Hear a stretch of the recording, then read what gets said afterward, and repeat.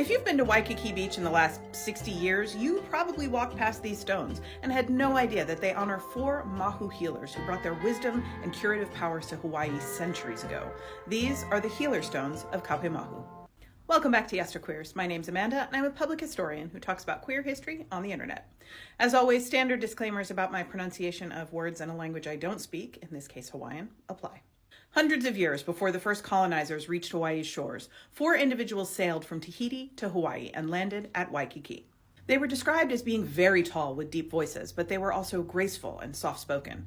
They were neither male nor female, but a gender that Native Hawaiians call māhū, the embodiment of both male and female. Māhū is not a synonym for non-binary, queer, or even trans. It's closer to two-spirit.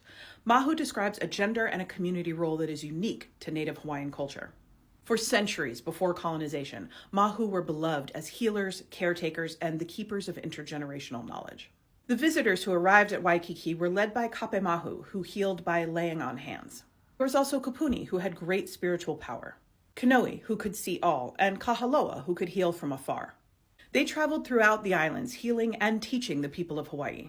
When their work was done, 4 boulders were brought down to Waikīkī as a permanent reminder of the gift that the healers had brought to the Hawaiian people. In a ritual that's said to have lasted a full cycle of the moon, the healers transferred their power, their mana, into the stones and then vanished. The stones were revered as a sacred site for generations, but as the destructive force of imperialism began its march across the Hawaiian Islands, the stones and their story were almost lost. A Scotsman named Archibald Cleghorn, who was husband to the Princess Likelike, actually tried to preserve the stones in the early 20th century by having them moved to his property and making arrangements for their care in his will.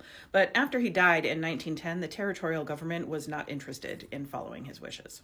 Over the bitter objections of Native Hawaiians, a bowling alley called Waikīkī Bowl was eventually built over the stones, burying them deep in its foundation.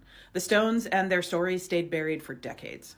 In an ironic twist, the tourism industry that was flattening Hawaiian culture into a product for mainland visitors to consume is also what restored the stones to the Hawaiian people. Waikīkī Bowl was in a prime location, so it was demolished in the 1950s to create more open space on the beach.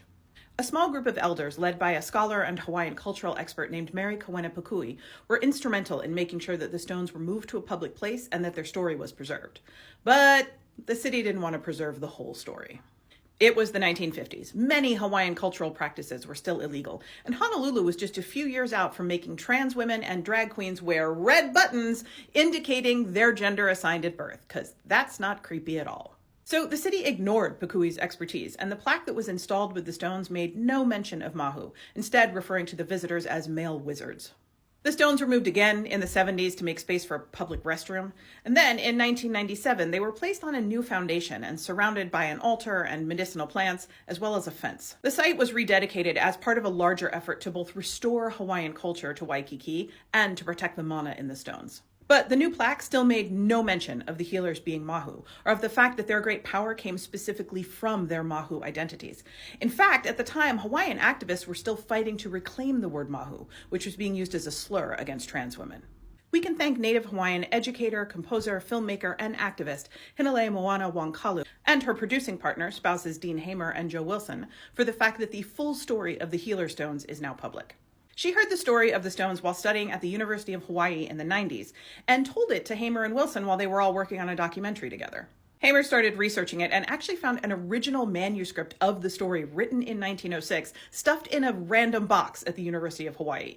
It may be the first time that the story was ever actually written down. The 3 started working on multiple concurrent projects about the stones. An animated short film that got an Oscar nomination, a children's book, an exhibit at the Bishop Museum, and a campaign to change the signage to tell the full story of the Healer Stones. In an interview last year, Wilson said, "After learning the deeper meaning of the mo'olelo and thinking about all that's lost when people are denied knowledge of their history, it was clear that this was something we had to do. Not doing something to help right the wrongs of the past would simply be maintaining the status quo, which is unacceptable."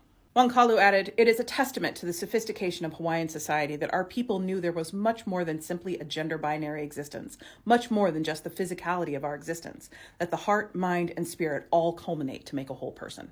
After years of negotiations with the county, the city, the mayor's office, and the caretakers of the stones, a new plaque was dedicated on October 24th, 2023. It includes a QR code that takes visitors to the Kapaemāhū website, where they can learn the full history and cultural significance of the stones and watch the short film. That's it for today. As always, more information, including sources and further reading, is available in the usual place.